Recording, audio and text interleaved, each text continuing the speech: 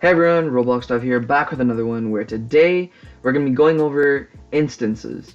So to get started, I'm going to teach you guys about objects. So if you click insert object here, it's going to pull up this menu and you can just click this to see the full thing.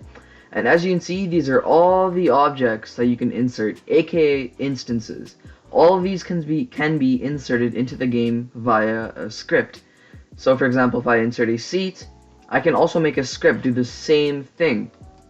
So if you guys want to know how to do this, keep watching. So first thing we're going to do is insert a script into the server script service, and you can name anything you want. I'm just going to name it instances, like that, all informally, all for fun. So to get started, to create an instance, what you got to do is type instance.new. And if we just quickly go back to instance.new, oops, it gives you a little bit of an info page here. So string value and instance parent. So basically every object you insert, say I were to insert a part, as you can see it has a property in it, and the property, everything has a property called parent. Everything you see here. Except all the main services.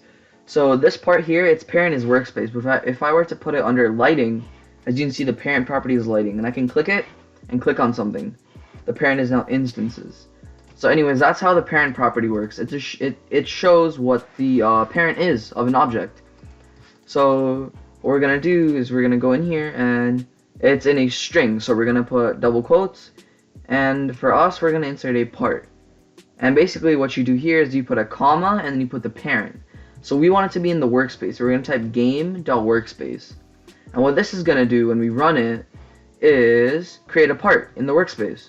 And it wasn't actually there before, but it was created with our script. So this isn't really handy because now I can't really do anything to the part. Like now I'd have to do game.workspace.part, and the part doesn't even exist yet. So maybe if the script, if you don't put a wait here, it's really bad. Never do this ever. I consider it a crime to do it like that.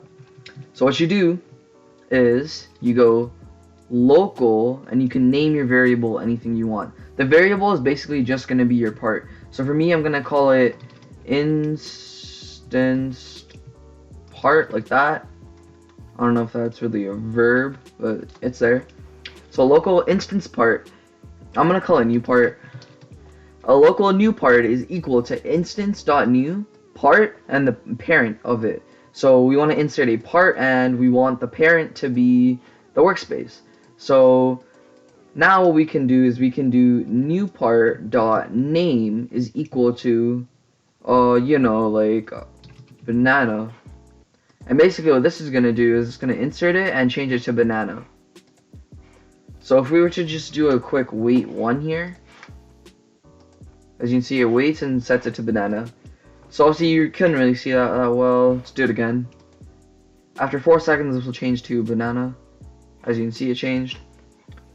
So basically what we can do is change all the properties. So new part, it's not actually here yet, but when it is created it's under this variable that we made called new part. So new part dot can collide is equal to false, and we can also do new part. Oh, I don't even know why I set the can collide like that, but we can do new part color, brick color. We all know this one. I think I taught this in one of the first tutorials. So equals brick color dot new. Oh, can you do enum? I'm just gonna test something here. Enum dot brick color. No, not really. So the brick color is gonna be brick color dot new. And we have our list here of what we want it to be. So let's just make it like cadet blue. Run it, and there you go, it's cadet blue. So yeah, I don't know if you can see that the best. So I'm just going to change it to one of the most iconic colors, really red. There it is. So basically, we haven't really told the script where we want our part. So what happens is it puts it at the origin of the game, which is basically just 0, 0, all of that. So we go to our part here. We can see in the position property 0 and then 0.55 and 0. So basically those can be changed here as well. But first thing we're going to do is we're going to change the size. So I'm going to get rid of changing the name just so it's easier to see.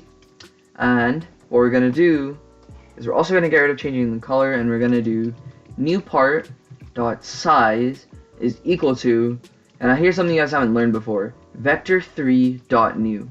What this does is basically, if you look at a part, so we're just going to use the base plate as an example. Actually, this might confuse people, so I'm just going to insert a part. And basically, this part has a size property. And as you can see, it has the X, the Y, and the Z. And I actually taught this in the first tutorial about these three. So when we were going over properties, right, we went over the size property as well. So basically, you can adjust the size property, but I can't just set it to, you know, I can't just set the size to like 1, 1, 1. It doesn't work like that. If you want to use a number that's like, you know, 3 digits like this, you type vector3 dot new. Basically, you're saying it's a 3-digit number, and you just put brackets and you type whatever you want. So for us, we're gonna do 25, 25, 25. Number X, number Y, number Z. So on all 3 axes, it's gonna, yeah, grow 25, 25, 25. As you can see, if we check the size property, it's 25, 25, 25, just as we told it to. So this part over here, it's not actually our part, that's just something I inserted. Instance.new creates a new part and it's placed there. So as you can see, it's a bit in the ground, so one thing I'm just going to do to demonstrate that is new part dot anchored equals true, because it's a Boolean value, it can only be true or false. As you can see, now it's anchored, right? So it gets stuck in the ground. But if we go under here, as you can see, it still exists and everything. The only problem is it's stuck in the ground. So for that, we're gonna change the position property as well. So what we're gonna do is gonna go new part dot position is equal to, same thing, vector3 dot new, and I can set a position. So I'm gonna set this to 0 because it's the X value, and the middle one is always Y. If you played Minecraft, you'd know this, X, Y, and Z. So the middle one is Y, so we're just gonna make this like 40. Actually, I'm gonna make it 50. And this one's also gonna be 0, so it stays in the same place, just the Y coordinate. So it gets raised up a little bit, as you can see. And there you go. We can also turn off shadows if we wanted, using the wait function. So we were to do wait 3, and we were to do new part dot cast shadow equals false. After 3 seconds, the shadow will disappear. As you can see, now it does not cast any more shadows. So one thing we can do with this is make it rain. So we're just gonna get right into that. So I am going to leave the position. Actually, we're gonna bring it down to 10. My X is gonna be 1. My Y is gonna be. Actually, let's make this not 0.5. So just 0.5 and a 1 here. Let's make this 2. I'm trying to make it look like rain. So new part dot brick color. So this might be a little bit confusing, but I'll demonstrate what I'm actually doing here. So we just need a good blue here. Some bright blue should do. And what this should do is, oops, I do have it set to anchored. There you go. So it creates a little bit of rain. But if you remember from our while loop video, what we can do, oops, what we can do here is take all of this code that we've written. We're gonna put while wait, because if you remember, true crashes it unless you put a wait inside the loop. While wait do, and then at the end we need to put an end, because if I were to press enter here, obviously there's already an end, so it won't create me an end this time, but it would create an end for you. For example, while true do enter creates an end. Simple as that, because you need to tell it where the loop ends. So while we do creating all of these parts, and what we can also do is, actually that would require a lot more work. There you go. That's all I was trying to create here. It doesn't really look like rain. I'm gonna make it see-through as well. If you remember, the transparency property equals 0.7. There you go. Look at that rain. we have just created rain. And our rain doesn't just spawn in that one spot, you know. We're gonna change up the position a little bit. So we're gonna add some numbers here. So I'm gonna create my first variable real quick. Local number1 is what I'm gonna call it. Equals math.random. So if you remember, math.random just picks between two numbers. So for me, I'm gonna do 0 and 50. And I'm just gonna copy this line over. And then we're gonna call it number2.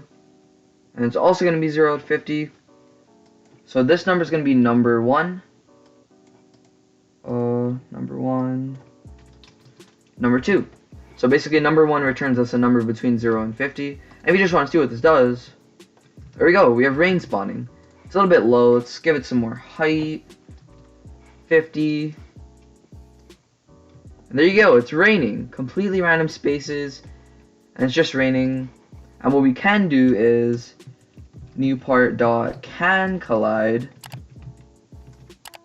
is equal to false. So now it's just gonna fall through the base plate. There we go, we have completely randomly spawning rain. So I hope you guys enjoyed this video. I hope you guys learned about instancing. Basically, you just, you know, you can insert anything you want anywhere. So I'm just gonna do it the proper way. Local, you know, seat equals instance.new. In here I can insert literally anything I want. So whatever whatever you want. So body force, and we can insert it into the workspace.